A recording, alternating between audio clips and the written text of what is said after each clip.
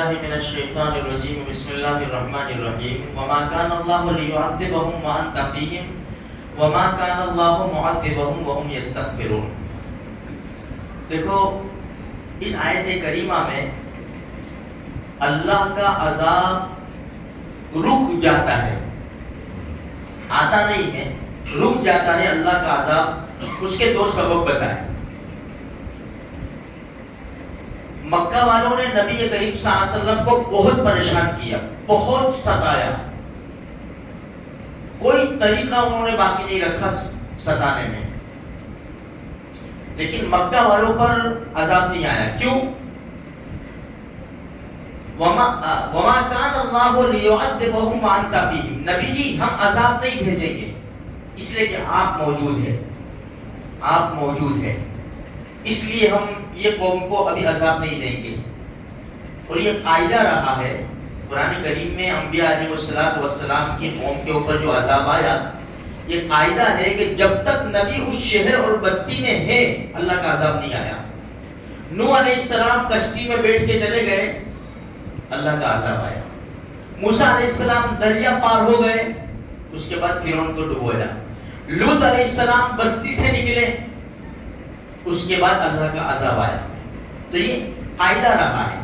اچھا، جب ہمارے نبی نے مکہ مکرمہ سے ہجرت فرما دی مدینہ منورہ، اب تو ہمارے نبی نہیں ہے، اب عذاب آ جانا چاہیے تھا، لیکن دوسری وجہ قرآن بیان کرتا ہے، وَمَا كَانَ اللَّهُ مُعَذِّبَهُمْ وَهُمْ يَسْتَغْفِرُونَ۔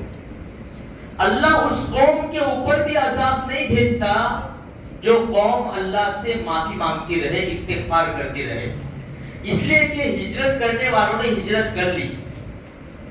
بہت سے مسلمان جو کمزور تھے، ہجرت بھی نہیں کر سکتے تھے، وہ مکہ مکرمہ میں موجود تھے، وہ اللہ کی عبادت کیا کرتے تھے، استغفار توبہ کیا کرتے تھے، تو اس لیے ان کی وجہ سے بھی بستی کے اوپر عذاب نہیں آیا۔ لیکن جب سارے مسلمان نکل گئے تو پھر 8 سال کے بعد سن ہجری 8 میں کون سی شکل میں عذاب آیا ان کے اوپر کہ بیت اللہ ان کے ہاتھوں سے نکل گیا، مکہ فتح ہو گیا۔ 10,000 صحابہ کرام کو لے کر ہمارے نبی تشریف لائے، یہ لوگ گھروں میں بند ہو کر بیٹھ گئے تھے، اتنے ڈر گئے تھے لوگ۔ تو کہنے کا مقصد یہ ہے، جو قوم اللہ کی عبادت میں لگی رہتی ہے، توبہ استغفار میں لگی رہتی ہے، اللہ کا غصہ ٹھنڈا ہو جاتا ہے، اس قوم کے اوپر اللہ عذاب نہیں بھیجتا۔ تو میرے بھائیوں، کہنے کا مقصد یہ ہے کہ ہم پیچھے نہ ہٹیں، ہم چلتے پھرتے اللہ سے معافی مانگا کریں، ہم بڑے گنہگار ہیں۔ دیکھو سچی بات تو یہ ہے کہ اتنے حالات ہونے کے باوجود بھی ابھی بھی مسلمان ناچتا ہے، کیونکہ یوٹیوب کے اوپر سب دیکھے گا، وہ فون کے اوپر سب دیکھے گا۔ اگر اس کی عادت ہو گئی نا 3 دن فلسطین کے حالات دیکھنے کی، تو اس کی زندگی بدل سکتی ہے۔ جو وہاں کے حالات، مستورات کے، بچوں کے، بوڑھوں کے، جوانوں کے، ان کے کھانے پینے کا، یہ اگر دیکھتا رہے نا 3 دن، تو غالباً اس کی زندگی بھی بدل سکتی ہے، اس کی آنکھوں میں سے آنسو جاری ہو جائیں گے، لیکن اس کی طرف ہمارا دھیان جاتا ہی نہیں ہے۔ دنیا بھر کا سب کامیڈی، یہ وہ دنیا بھر کا ہم دیکھ رہے ہیں، اور وہاں سے ہم بالکل کھو رہے ہیں۔ تو میرے بھائیوں، آج اتنے سب حالات ہیں، اس کے باوجود بھی ہماری عیاشی بدماشی نہیں جاتی ہے، کتنے پریشان ہیں ہم لوگ، ہر اعتبار سے ہم کو گھیر کے رکھا ہے۔ اب ہماری آنکھیں کھلنی چاہیے، جو احکام، جو طریقے ہمارے نبی نے بتائے ہیں اس کے اوپر عمل کرو۔ اب یہ سورہ کہف کون نہیں جانتا؟ ہم ہر جمعرات کو ہماری بات ہوتی ہے کہ بھئی اللہ کے رسول صلی اللہ علیہ وسلم نے ارشاد فرمایا، جس نے جمعہ کے دن سورہ کہف پڑھی، اس ہفتے میں آنے والے ہر فتنے سے اللہ حفاظت کرے گا۔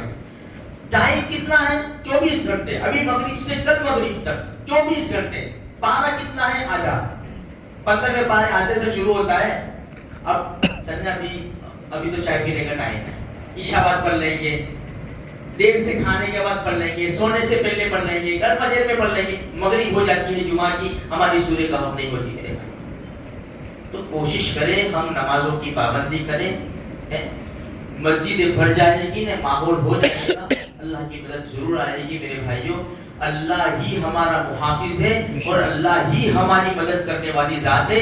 باقی ہم نے سب کچھ کر کے دیکھ لیا، سب کر کے دیکھ لیا، یہاں تک کہ مسلمانوں نے شرک کر کے بھی دیکھ لیا، لیکن اللہ کے سوا کوئی نہیں ہے۔ بس اللہ تبارک و تعالیٰ میری، آپ کی اور دنیا میں بسنے والے سارے مسلمانوں کی اللہ پاک جان، مال، ایمان، آبرو کی، اولاد کی اللہ پاک حفاظت کرتا ہے۔